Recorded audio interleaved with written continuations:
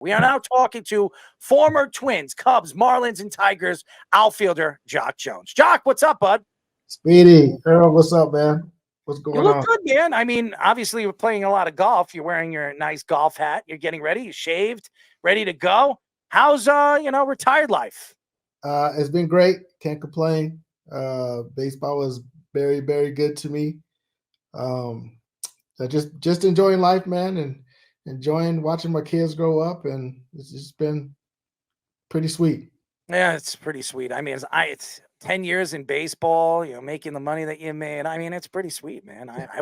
I would say it's pretty sweet too. I'd be sitting here, I would be drinking a strawberry daiquiri. I don't drink, but I just have my foot up and feet up, and somebody wants to interview me and say, yeah, you can interview me, and I'll just be sipping on my strawberry daiquiri like my friend over here, Sean Smith, driving his beautiful car, heading home to his beautiful home, and enjoying his retired life as I'm here hosting a show and interviewing multimillionaires. It's just like our friend. How can I beat it? It's just like our friend Jarvis Green when he was in the limo with the strawberry Hennessy. That's right.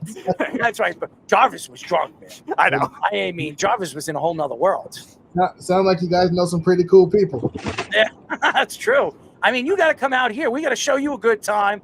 Go to a ball game over here. I know you don't want to go to Yankee Stadium because you've had a bad time over there, as you play for the Twins, and what it's all about, winning over there for the Yankees. Yeah, not lately, but I hear you. He's all right. He's all right with me. He's all right with me because he played for the Twins. One of my good buddies, Latrell Hawkins, used to play for the Twins. Yeah. So that's my big bro. We got a podcast together. Latrell, that's my guy. We went to church together, and we still talk a lot now because he's out here. When he is out here, he live in Texas, so we live not too far from each other down the street. So that's my guy. Yep. I don't know Latrell. Okay, Latroy. I'm sorry, Latroy. You said Latrell. Yeah. All right, Latroy Hawkins. You don't know who Latroy is? I tell you what. He's a pitcher. I know who Latroy Hawkins is. You said Latrell, and I copied you. Oh, my bad. I'm sorry. Hey, all right. I know Latroy Hawkins. I know who he is. Okay. I know baseball. All right. Hey, my CTE kicked in. How about that? But I actually, Latroy always pitched well against the Yankees. He always did. And I couldn't, as a Yankee fan, I couldn't stand when he was on the mound at some aspects because he always, I'm trying to remember who he always struck out. If I'm not mistaken, he would always get either Paul O'Neill. I think it was Paul O'Neill, but he would strike out one of those. Either Tino Martinez or Paul O'Neill was one of them. He would always get one of those guys. I think it was Tino. It was Tino.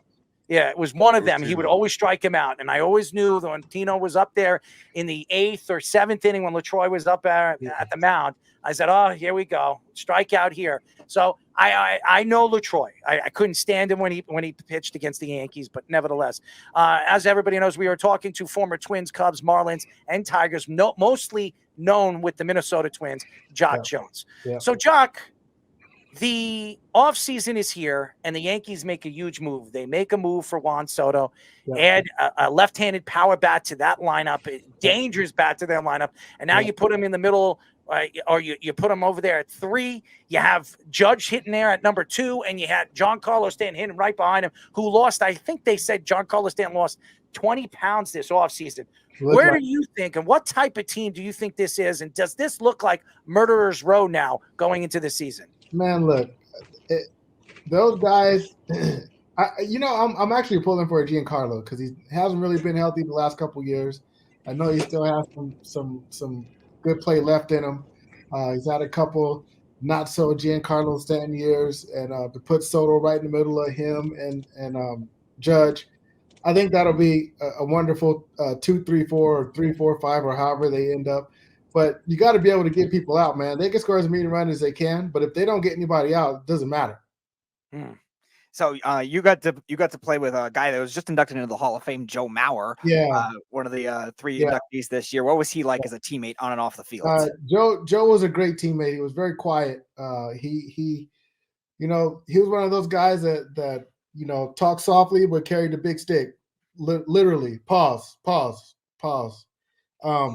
But I mean, Joe could have left. Joe could have broke with our team. We were talking about this. I was in Minnesota probably about a month and a half ago at Twins Fest, and we were talking. Joe could have probably left out of spring training as an 18-year-old, 19-year-old kid.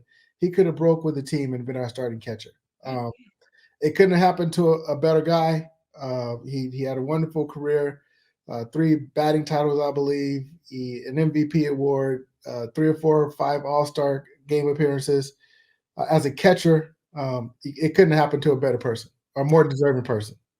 Jacque, the only problem with it, and I like Joe Mauer. He was a catcher. He put up the numbers. He was a silver slugger. The guy won batting titles. I mean, how many catchers win batting titles? Not many. Yeah, it's like him, Buster Posey, I think Molina. Yeah, not many people do that. Yeah. But here's the problem, and this is what bothers me. When you look at the Hall of Fame and when you look at the voters and these writers, they're voting these guys. Albert Bell never got voted in. The guy had 7 or 8 of the greatest years I've ever seen a hitter have. Gary Sheffield.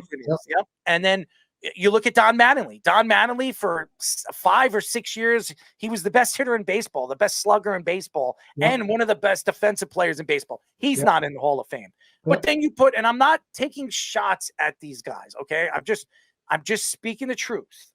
You have Reigns in the Hall of Fame. You have all these different guys. I'm trying to think of the names. Harold Baines, your favorite. Harold Baines, another one. These guys are in all because of the years that they played, their longevity. 20 years that Harold Baines played, he's in the Hall of Fame. But if you compare their numbers to the time that Don Mattingly and all these different guys that we mentioned, the years that they had, they were way better players. Albert Bell, way better players than those guys. Yeah, but you got to look at the position and where they were in the lineups and stuff. Like Tim Raines was a leadoff hitter, right? Ricky Henderson, leadoff hitter, right? You gotta look at the overall outlook on their careers and the positions they played. Joe was a catcher. You're comparing Joe to catchers. You're not really comparing Joe to an outfielder, right? You're not comparing a leadoff hitter to a cleanup or a number 3 hitter, right? Their position and what they meant to the game at that time. And since we're talking about Tim Raines, Kenny Lofton, Lofton's numbers are every bit as good as Tim Raines. So I was just about to say that. So Kenny Lofton needs to get, look at that, my first homer too in the big leagues. 3-1 changeup.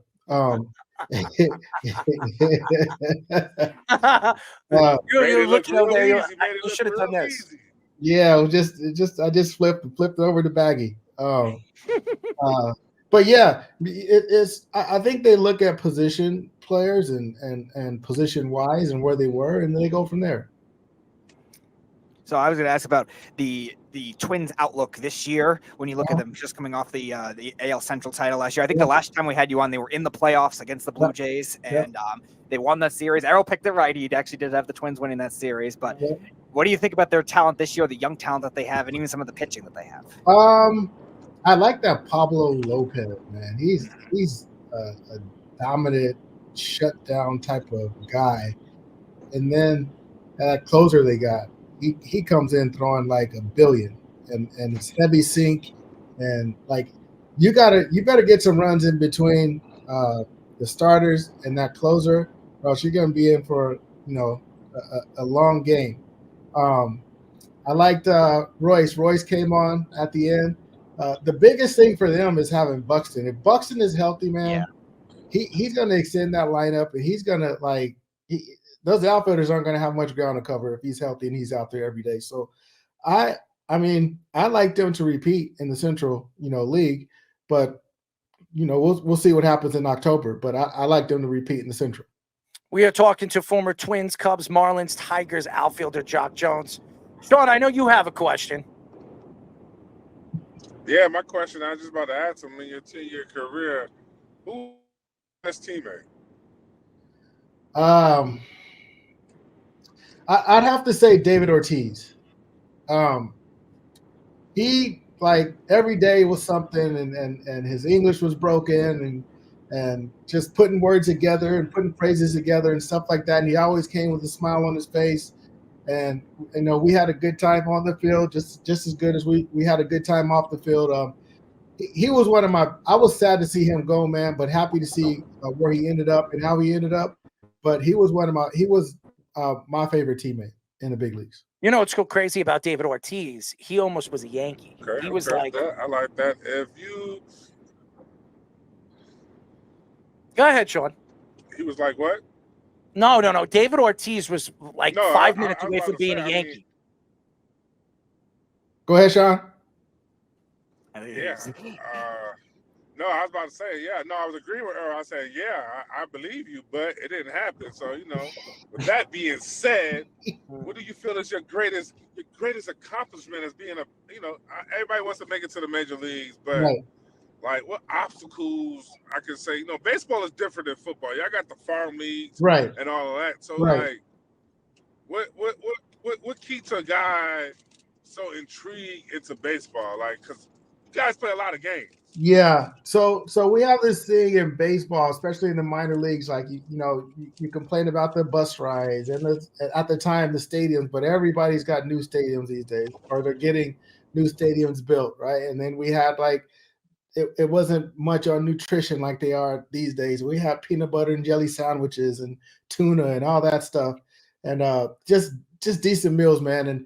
And we complained about it, and they said, hey, if you want to change it, play better. So that was always, that always played in the back of my mind. Instead of complaining, play better, and get up out of it. I was up out of the minor leagues in 2.5 years, man. And I was blessed along the way.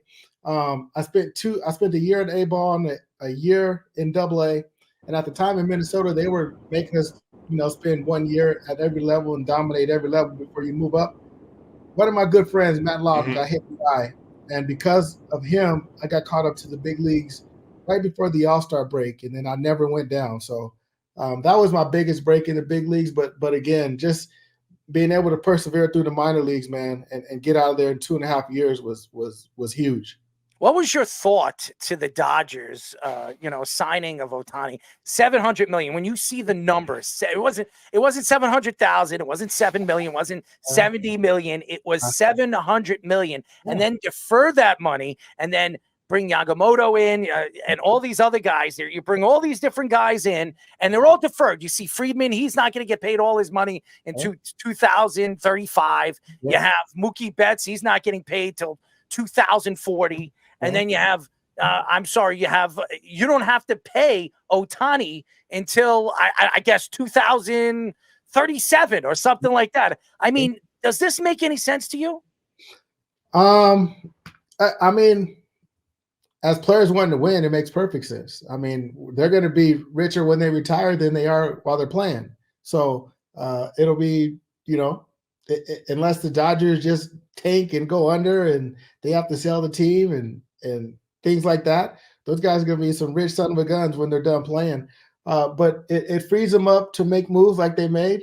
But hey, listen, I'm a Padres fan, and I always say, hey, the Dodgers, I tell my friends every year that the Dodgers, I've seen this movie probably about 10 or 11 or 12 or 17 times already.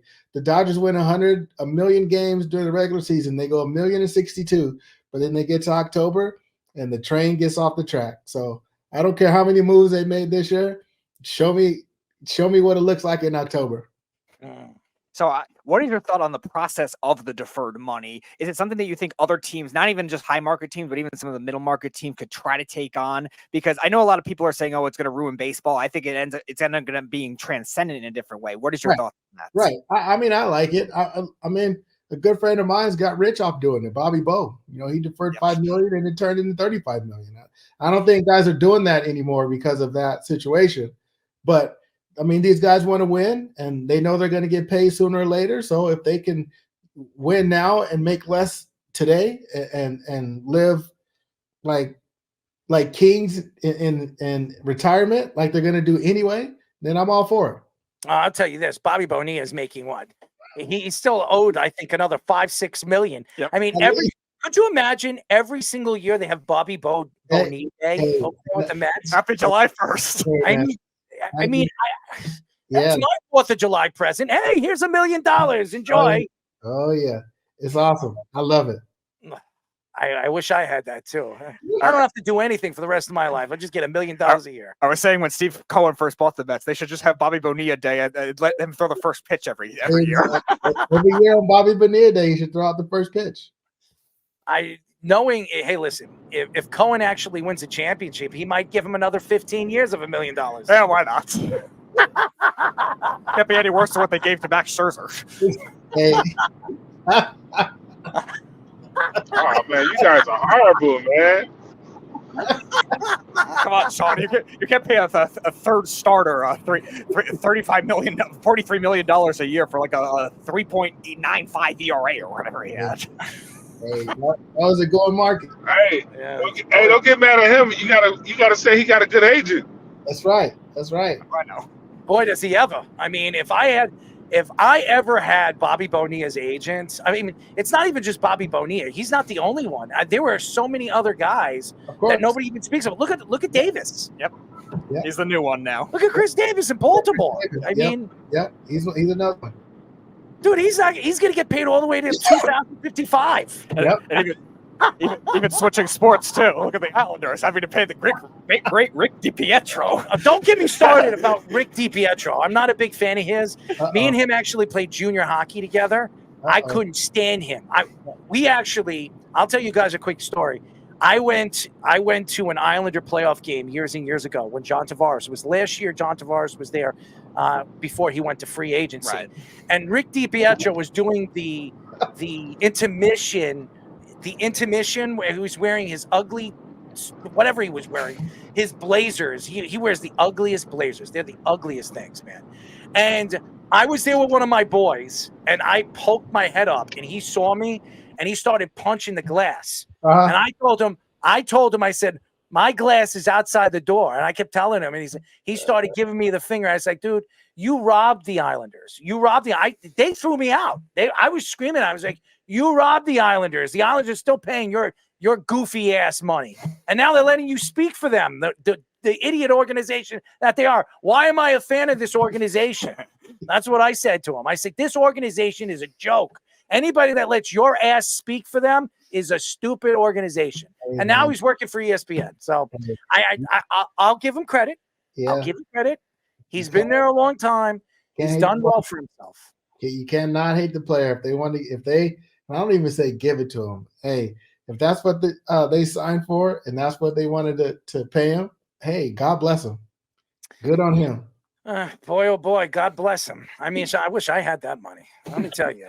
I mean, if I didn't hurt my knee, I would be long retired. I'm 41. I think I probably would have retired from hockey at 37, 36. I was definitely playing professional hockey. There was no doubt in my mind I was going to play pro hockey. And then I hurt my knee, and there went my career. It's bye-bye birdie. So now look at you guys. I mean, I'm speaking. Oh, this guy made millions of dollars. That guy makes $1 million. I'm sitting here, counting my dollars. Sean, you should buy me a car. I should buy you some. Really? You should buy me. Come on, man. Show a brother some love, man. Show a brother some love. I can buy something. Times is hard, man. Times is hard right now. What I'm going through right now. So hey, child support some love. That's right. He's going through a divorce. Yes, it is, my friend. So one of our. This is my first one. This is my second one. He gets around, baby. Jacque, he gets around. Yeah. It's not even about getting around. It's just that I'm gonna be honest with you. It takes special women to be married to a professional athlete. All jokes aside. Yeah, that's true. I love that Tupac song. I get around. That's my style. I feel you, but no, that's what everybody thinks. But it's not even about that sometimes. Yeah. I think some men do certain things just because the situation they in, the status is. Some guys is egos and everything. You know what I mean? So it's just, and also people don't understand you can outgrow somebody. Some women are jealous and insecure, just like men are insecure too. So it's vice versa. You can, but I also believe you outgrow people too. Just so you know, I'm sorry to cut you off, Jacque. I want to give you some information here. I am not insecure about myself. As a matter of fact, I'm the least insecure person you'll ever meet. I'm not insecure at all. And I hate when people say, well, this guy's... We can tell by you always wearing white beaters all the time, my guy. Come on, nobody wants to see skin. That's why he had to say pause 4 times. Don't Jay, knock they the didn't game. understand when you Don't said knock the pause. game, They didn't buddy. understand what that means. Don't knock the game, buddy. Don't knock the game. Don't knock the game. All right, so I'm not going to knock the game. So do you understand when he was saying pause, what he was saying pause for? Yes, I understand why you were saying pause. No, you don't. Well, you don't. And that's why I say you hang out in the village then, my guy. Oh, I hang out in the village because I wear wife beaters? What are you, nuts? Why? Because I actually have something to look at? Oh, you watch your mouth, little man over there. Trust me. Hey, I put on a white beater. They see the guns. Trust me, and put a little baby on you on. You mean it's on the pocket. You see the flap? Where did you see the meat? No, hey, I tell you what. I'm not the big guy that goes to the pool and wear a t-shirt. I'm all in. They see it all. First of all, buddy. I don't have to wear a shirt. I can wear a shirt. It doesn't matter to me. And you're a year older than me. Don't play this flappy game with me, buddy. That's why they say. Hey, they say respect your elders. You were born in 1981. I was born in 82. Oh, boy. Doesn't matter. Elders. Is that what you tell your daughters? My daughters, to be honest with you, my daughters are like, they are nowhere near me. I'm just gonna be honest. I can tell. They seem because I'm so like blunt. Beautiful I'm so girls. blunt. Yeah, not beautiful girls. They're nice, and you know what I mean. Until you make them mad, but that's women. That's women. Period.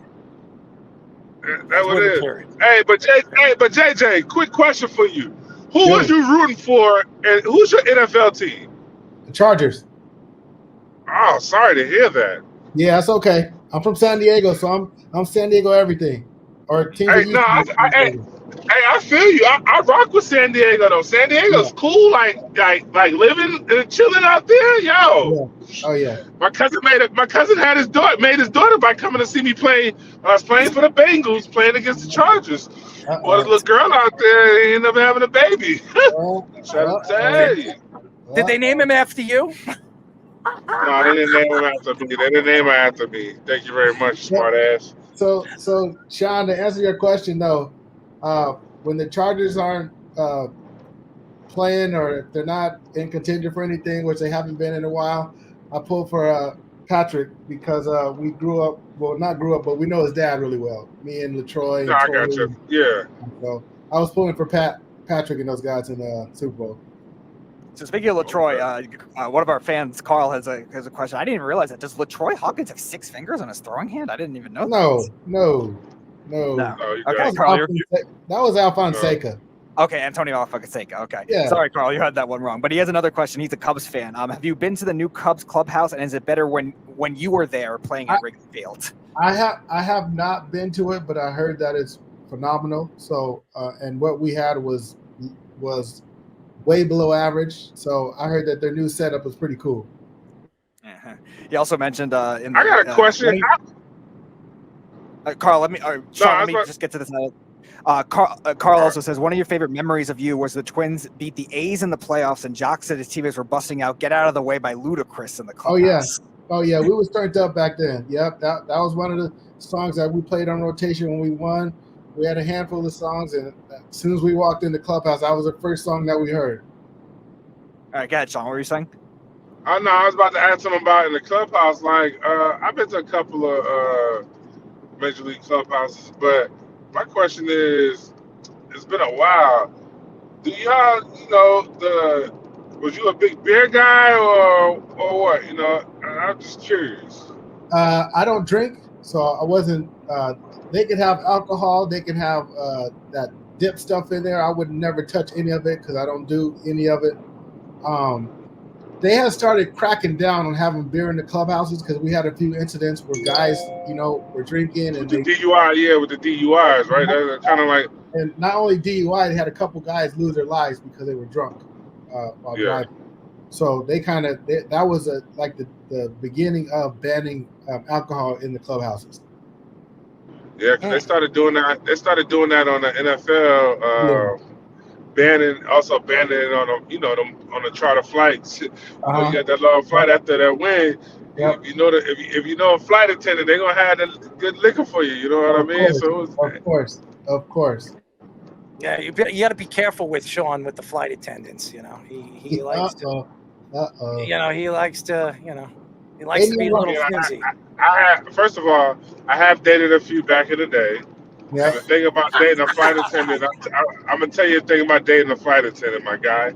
That's free flights. That's free flights. You don't got to worry about nothing. I fly to the. What are you crying about flights? You got the money. What do you care? See, this is the problem with people. You got the money. Y'all fella realize you pay agent fees. You got tax. Uncle Sam gets his money. A lifestyle you try to live. People don't understand that. You take care of mom. You take care of everything. And guess what? I haven't played since 2013, bro. So how do I still have money if I have taxes and I've been divorced twice? No, that's true. I won't lie. But I got something. But see, what people messes up is that when you make good relationships and you're a good person, people give you comp tickets, send you clothes, they do certain things, and then you're in the mix, you don't have nothing to worry about then. Then it seems like I'm doing all this, but sometimes when I'm going some of these places, I didn't pay for the flight. They paid for it. They flew me there. Right. Play it, Speedy. Go ahead. Let's get it. Oh, he's mad. Oh, come on. There. Get it. Let's run it. Move, bitch. Get out the way. Get out the way, bitch. Get out the way. Go, bitch. Get out the way. Come on, Sean. Ho, ho, ho. Bitch. Get out the way. Get out the way, bitch. Get out the way. Ho. Oh. That's for you, Jacque. We wanted to give you a gift before we let you go. We love you, man. We was turned up before it turned up was a thing. Well, that was the thing. And by the way, he won how many Grammys for that song? I think he won like 4 or 5 Grammys for that song. He won a bunch of them. Yes, I know that year he was killing it that year. And he was too around that time. Him and Little John and the East Side Boys was all killing it. No, I remember it. I'm a DJ, so I remember that time in the club, man. There is no clubs anymore. There is no clubs anymore. Yeah, look. This is the club right here, the cell phone. This is the club. You don't have to go anywhere no more. The club is right at your fingertip. Uh-oh. So why don't we have a party at your house? Let's set up a party. We'll have Sean set it up. He'll bring Travis Kelce, Patrick Mahomes, right, Sean? We'll get them over. And his father, because Jacque knows his father. And the father, you know, we'll get a bunch of flight attendants, you know. Hey, don't threaten me with a good time. Hey, I got enough room though for sure. Well, it looks like you have a nice house in the background. I know that's not your house, but it's so funny. I know it's anyways. But we love you. We love you, Jacque. I'll definitely reach out to you, and in the summertime, you should come out here. We should go to a ball game. We should. I don't play golf, but you could teach me a little bit. I could drive a golf ball. I could definitely drive a golf ball. As far as my wedge game and putting, I probably know nothing about it. So that would probably be funny to watch. But I could drive a golf ball. I've gone to the driving range. I can drive them. So our Cubs fan Carl also said DJ JJ will be your new nickname. No, DJ JJ. That's actually not that bad. All right, DJ JJ. DJ Jacque. DJ Double J. How about that? All right, there you go, Carl. DJ Double J. That's what we're going with. Hey, yeah. Double Dutch. We'll call you Double Dutch. DJ Double Dutch.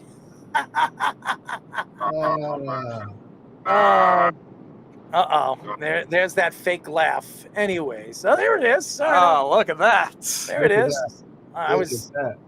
What a picture. What a picture over there. And we don't see Sean. He's like a black screen right there. It's a black screen because when you're driving, you can't really be on the phone, right? You're supposed to be on the phone. Yeah, you're gonna get us in trouble, man. You're gonna get us in trouble. That's really bad. I'm not gonna get you in trouble because when you have these high-tech technology vehicles, the car is synced to the phone, and then the phone is just sitting in the cup holder, and I'm just still able to talk, and I'm still able to see everything you guys doing. You just can't see me. I'm like Oh, Casper the Friendly Ghost, baby. Casper the Friendly Ghost. Oh, are you really a friendly ghost? It might be too. You too young for that, aren't you, Earl? No, I know Casper. Okay, Too young. He's only a year older than me. I'm just asking. Jacque, I'm probably older than you, buddy. No, you're not older than me. I know I'm not older than you. I remember when you were playing. I'm old. I'm just messing. We're all old. We're all old. Once you turn 35, you're old. Yeah. Anyways, what were you saying, Sean? Yeah, you call yourself old, man. I don't call myself old. I still can get out there, do a couple of things if I had to, Hey, look. I'm old. I'm old, but I'm far from old. You know what I mean? So that's why I tell them. And if you were LaTroy, trust me, I already know. So I don't say that, man. I don't put my man business out there, nothing like that. I just know, though. You know what I mean? I'll treat you guys like my grandfather. Okay, when I see you. I'm okay with it. You're gonna be the one that need the walker. Are you kidding me, man? You obviously don't know me. You haven't even seen me in person. You obviously don't know me. I don't need to. I see enough. First of all, do you do 3,000 push-ups every single week? Do you do that? Hey, guess what? I'm gonna tell you something. What was that? It's just like in high school when all them guys go in the weight room, lift all them weights and do all of that, but then get on the field and can't do them. I was a pretty good athlete, so I'm just letting you know. I wasn't a professional football player, but I was a good athlete. I was a good athlete too. I wasn't just a football player. I played baseball. I played basketball. I mean, what more you want? I got tired of baseball because it was boring, and they always either I was the catcher, pitcher, or I played right field. You're definitely a catcher, and you're definitely probably a pitcher too. But you're definitely the kind of person that would be a catcher. That's for sure. Anyways. I didn't Look at Jacque's face. I'm an athlete. You know what I mean? I batted in the lineup. I either batted third or fifth. You know what I mean? You carry a heavy stick, man. Pause. Anyways, Jacque, we love you. We'll be in touch, man. You're fantastic. Keep up the good work, and we'll definitely talk to you over the summer. Right on. Thanks for having me, man.